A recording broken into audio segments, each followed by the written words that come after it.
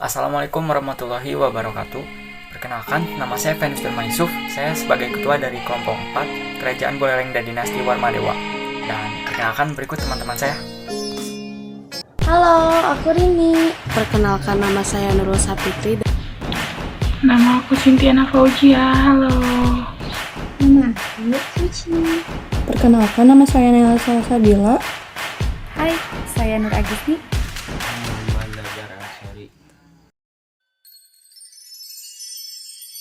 Sejarah Kerajaan Buleleng. Kerajaan Buleleng adalah suatu kerajaan di Bali Utara yang didirikan sekitar pertengahan abad ke-17 dan jatuh ke tangan Belanda pada tahun 1849. Kerajaan ini dibangun oleh I Gusti Anglurah Panji Sakti dari Wangsa Kepakisan dengan cara menyatukan seluruh wilayah-wilayah Bali Utara yang sebelumnya dikenal dengan nama Den Bukit. Setelah kemerdekaan Republik Indonesia, Kerajaan Buleleng berstatus sebagai daerah tingkat 2 Buleleng. I Gusti Anglurah Panji Sakti. I Gusti Anglurah Panji Sakti yang sewaktu kecil bernama I Gusti Gede Pasekan adalah putra I Gusti Ngurah Jelantik dari seorang selir bernama Si Luh Pasek Gobleg, berasal dari desa Panji, wilayah Den Bukit. I Gusti Panji memiliki kekuatan supranatural dari lahir. I Gusti Ngurah Jelantik merasa khawatir kalau I Gusti Ngurah Panji kelak akan menyisihkan putra mahkota. Dengan cara halus, I Gusti Ngurah Panji yang masih berusia 12 tahun disingkirkan ke Den Bukit, ke desa asal ibunya, desa Panji. I Gusti Ngurah Panji menguasai wilayah Den Bukit dan menjadikan Kerajaan Buleleng, yang pengaruhnya pernah meluas sampai ke ujung timur Pulau Jawa, Belambangan. Setelah I Gusti Ngurah Panji Sakti wafat pada tahun 1704, Kerajaan Buleleng mulai goyah karena perebutan kekuasaan. Perkembangan Kerajaan Buleleng dikuasai Mengwi dan Karangasem. Kerajaan Buleleng tahun 1732 dikuasai Kerajaan Mengwi, namun kembali merdeka pada tahun 1752.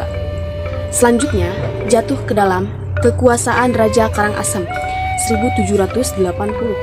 Raja Karangasem Gusti Gede Karang membangun istana dengan nama Puri Singaraja. Raja berikutnya adalah putranya bernama Gusti Pahang Canang yang berkuasa sampai 1821. Kekuasaan Karangasem melemah. Terjadi beberapa kali pergantian raja. Tahun 1925, Gusti Made Karangasem memerintah dengan patihnya Gusti Ketut Jalantik sampai dilakukan Belanda. 1849. Perlawanan terhadap Belanda pada tahun 1846, Buleleng diserang pasukan Belanda, tetapi mendapat perlawanan sengit pihak rakyat Buleleng yang dipimpin oleh patih atau panglima perang Gusti Ketut Jalantik. Pada tahun 1848, Buleleng kembali mendapat serangan pasukan angkatan laut Belanda di benteng Jagaraga.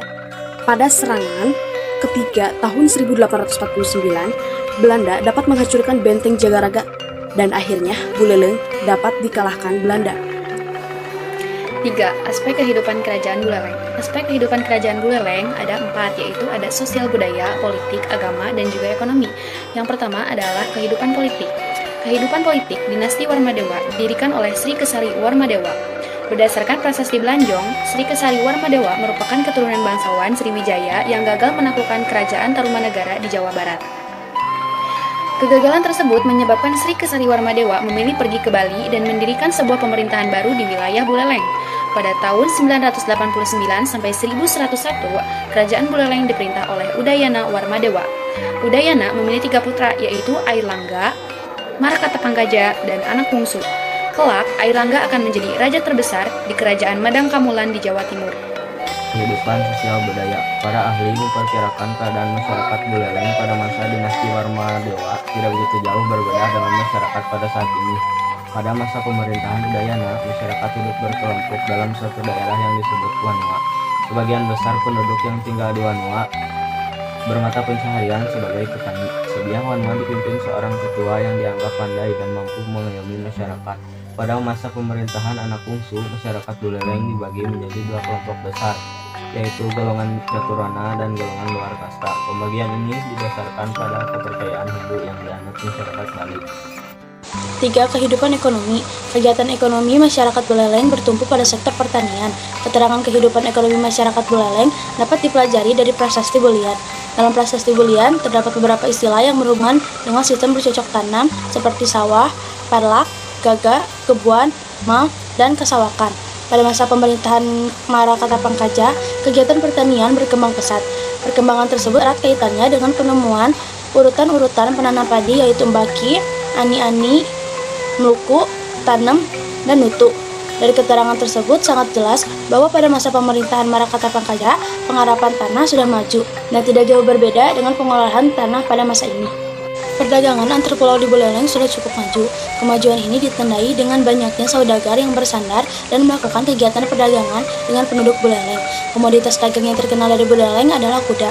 Dalam prasasti Lutungan disebutkan bahwa Raja Anak Bungsu melakukan transaksi perdagangan 30 ekor kuda dengan saudagar dari Pulau Lombok. Keterangan tersebut membuktikan bahwa perdagangan pada saat itu sudah maju, sebab kuda merupakan binatang besar sehingga memerlukan kapal pula untuk mengangkutnya. 4. Kehidupan agama. Agama Hindu Shiva mendominasi kehidupan masyarakat Buleleng. Akan tetapi, tradisi megalitik masih mengakar kuat dalam masyarakat Buleleng. Kondisi ini dibuktikan dengan penemuan beberapa bangunan pemujaan seperti punden berundak di sekitar pura-pura Hindu. Pada masa pemerintahan Jana Saduwarmadewa atau pada tahun 975 sampai 983, pengaruh Buddha mulai berkembang di Buleleng. Agama Buddha berkembang di beberapa tempat Buleleng seperti Pejeng, Bedulu, dan Tampak Siring. Perkembangan agama Buddha di Buleleng ditandai dengan penemuan unsur-unsur Buddha seperti arca Buddha di Gua Gajah dan stupa di Pura Peguringan. Raja yang memerintah kerajaan Buleleng dari Wangsa Panji Sakti yang pertama, Gusti Anglurah Panji Sakti. 2. Gusti Panji Klik dan Udarasta. 3. Gusti Alit Panji. 4. Gusti Anglurah Panji. 5. Gusti Anglurah Jelati. 6. Gusti Made Singaraja. Dari Wangsa Karangasem, anak Agung Rai, Gusti Gede Karang, Gusti Gede Ngurah Pahang. 3. Gusti Made Okasori. 4. Gusti Ngurah Made Karangasem. Dari Wangsa Panji Sakti dari tahun 1849 sampai sekarang. Pertama, Gusti Made Maderahi. 2. Gusti Ketut Jelati. 3. Anak Agung Putu Jelati. 4. Anak Agung Nyoman Panji Tisna. 5. Anak Agung Ngurah Ketut Jelati. 6. Anak Agung Nyoman Panji Tisna. 6. Anak Agung Ngurah Brawisda. Puncak kejayaan Buleleng. Kerajaan Buleleng tersebut didirikan pada tahun 1660 dan dengan raja pertama adalah El Gusti Anggura Panji Sakti atau Ki Barak Panji Sakti, memerintah pada tahun 1697.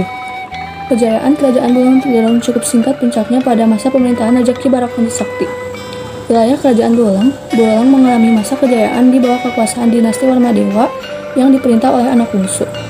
Hal ini dapat dibuktikan pada prasasti yang disimpan di Desa Sembiran yang berangkat tahun 1065 Masehi. El Gusti Anggura Panji Sakti tidak hanya menjadi pendiri dan raja pertama yang berkuasa, tetapi juga berhasil membawa kerajaan Buleleng menikmati masa kejayaan pada masa pemerintahannya. Kekuasaannya meluas sampai ke Belambangan di ujung Jawa Timur. Peninggalan sejarah kerajaan Buleleng yang pertama, Perempatan Agung atau Katus Kata. 2. Masjid Kuno atau Kramat. 3. Masjid Agung Jami. 4. Kampung Bugis. 5. Kantor Bupati Buleleng. Dan 6. Pelabuhan Buleleng. Runtuhnya Kerajaan Buleleng. Serangan Belanda pertama pada tahun 1846 masih mampu ditangkal oleh pasukan Buleleng di bawah pimpinan I Gusti Jalentik. Menurut Robert Pringle dalam I Short Story of Bali 2004, Belanda saat itu berkekuatan 2.400 orang tentara. Awal tahun 1848, I Gusti Jalentik menggerakkan pasukannya untuk mengusik para pasukan Belanda secara gerilya. Pos-pos dan kapal-kapal Belanda menjadi sasarannya.